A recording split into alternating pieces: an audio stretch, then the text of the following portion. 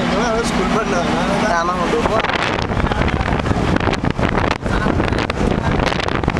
આની લાઈટમાં ના આવે જરાક તો આવશે હમણાં જ એલએનડી ગયું આ વિડીયો એક પ્રૂફ છે કે પકુડીએ એસઆરપી માટે એમએસએસસી છોડ્યું છે